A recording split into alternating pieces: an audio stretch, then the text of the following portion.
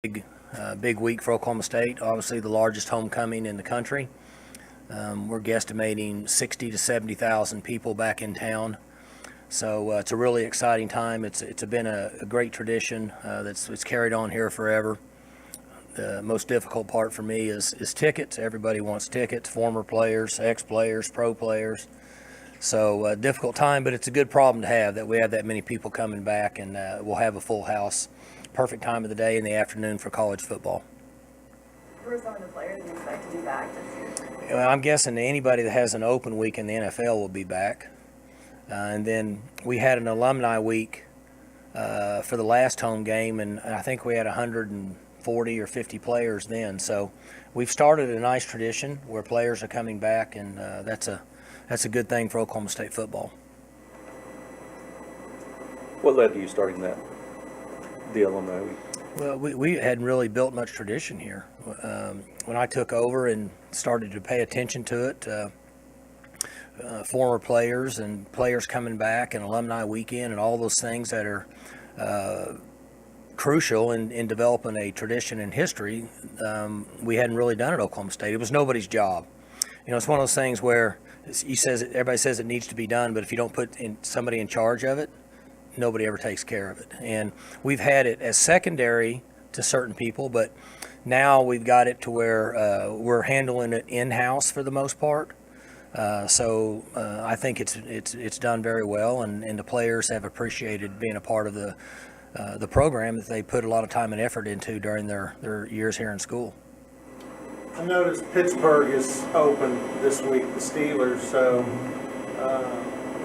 hopefully, concussion or not, maybe Mason. Yeah, he texted me last night and said that he would be here, so he'll be back.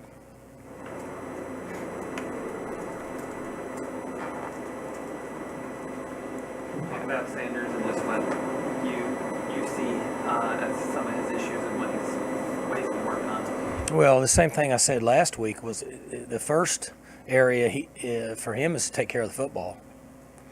He threw a bad interception, and then he got hit on one interception and had another one tipped. So we want to eliminate those, but the issue is fumbling the ball in the pocket. So we've worked hard, and we'll continue to work hard to take care of that aspect of the game. And as most years, and particularly this year, we can't lose the turnover battle and expect to be successful. So that's the starting point with him, and that's what we've pressed and put into place. He seems to be very hard on himself too. Is that dealing with his I think he shows his emotions differently than other people. We're all different in the way we handle things. Mason was hard on himself. Taylor was hard on himself. Their appearance might have been different than him. When he goes back on the field, he's fine. He competes. That's not an issue with him.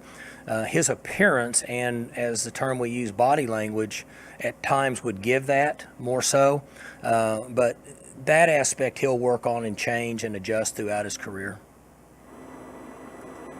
Mike, is one of the bigger challenges, especially when you get into league play, where teams see you every year, know you so well, with a new quarterback, working to keep it simple, but at the same time working to keep it versatile enough that the other defense can't read you? It's always that way. We know each other really well. Each year you'll see slight differences in schemes based on particularly quarterback play. And then defensively, Baylor's different than they were last year.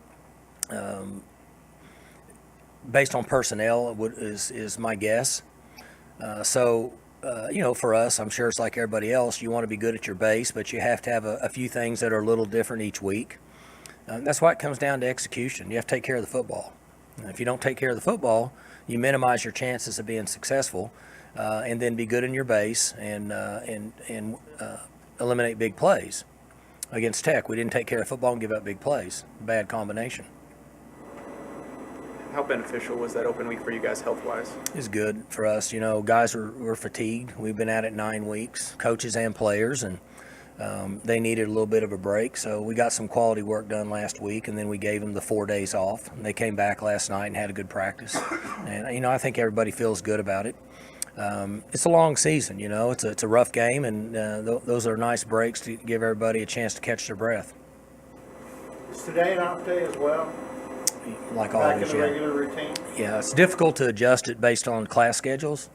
Monday is a evening class for a lot of our players, and so for us to try to make that adjustment would not be beneficial for our team academically. So we keep the same schedule, and we adjust it. Last week, we did practice on Monday, but we turned them loose in time to get to their 5:30 classes. What do you think overall of Baylor, especially after watching that game? Actually, they've had two You know, home they're- games that were tight. They're 6-0, I think, to start with. So obviously, it's not easy to get to 6-0. You're seeing a quarterback I think he's in his third year now. Is that correct? He's matured. He's playing really well. Doesn't make a lot of mistakes. Defensively, they've got good edge pressure. Guys that are getting up the field and pressing. The nose guard's a big guy that is disruptive in the run game. And they're multiple in the back end. You know, they're 2-hole, 4-hole, 3-1. They're doing some blitzing. So they've matured and you know they've been good for quite a while down there. You know, they had a couple tough years when all the issues were going on down there, but they've still recruited good. They're in a good location geographically to recruit, and they've had good players there. And I think he does a nice job of coaching them. From what I know, I don't know Matt real well. Just he was on the East Coast, but they do a nice job. And I think the best way to sum it up is they're 6-0. No matter how you get to that point, it's a pretty good accomplishment. Mike, you've talked about discipline a lot, and the penalties don't seem to be as much of an issue. Are you pleased with the other areas, the focus, the assignments, things like that? Yeah, compared to last year, we're better.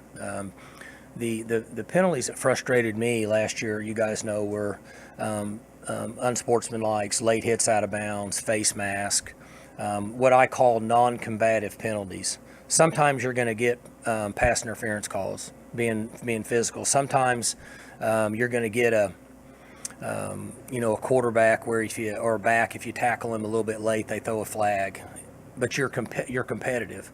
We've eliminated, up to this point, we have eliminated non-combative 15-yard penalties. That's the discipline, okay? The second part of that is ball security and coverage on defense, which we had a couple letdowns at Tech, but for the most of the season, we've been pretty good defensively when you talk about discipline and coverage. So we're making some strides. We got a ways to go, but we're making some strides. AJ Green had the game winner completed right in front of him to Mims last year down there at Baylor. But obviously he bounced back, made more big plays for you, and it seemed like he's been solid this season. What have you thought of his performance this season? And what does it say about a corner who can bounce back from a tough? It's difficult to play corner in this league. Defenses are trending a little bit the other way, where they're not being challenged based on schemes as much as they have been over the last 4 to 5, 6 years. But AJ's a good football player, and he is worked really hard this year. He's been a good leader. He practices hard, and he's essentially setting him up for a great year and an NFL career. He's going to play in the NFL. He continues to work hard, keeps his head on his shoulders, stays healthy. He's going to have an NFL career. So he's played well for us. What I'm particularly pleased with him at this point is he practices hard and he never says anything. And he's bought into the program, and he's been a good leader for us. That's why he's been a captain several times. How much discussion has there been, and I know Jim Knowles mentioned it after the Tech game, got to find some way to get more pressure on the quarterback. Maybe you get some guys back, that helps a little bit, but What do you think? I think that's always an issue. As teams transition to more of a 3-down look, it is difficult at times to get pressure on the quarterback. And then the other thing that happens is when you're working too hard to get pressure, then you're creating gaps for quarterbacks to run. You watch quarterbacks in this league, and how many times have guys stepped up in the pocket and run for 6, 8, 10 yards on first down or even third down. So there's the issue you face when you're in more of what people are playing now, which is a 3-down look. And so I think that we have to be creative in trying to find ways to get pressure on a quarterback, but then you also have to find ways to cut those gaps down, because the guys in this league are really good at sliding through there and picking up yardage.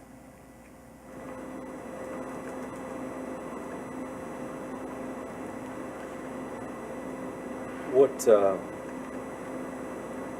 Is Dylan Galloway's injury a long-term thing? Is that He's back. He was back out there with us practicing last night, and depending on how he progresses, hopefully we can get him back this week.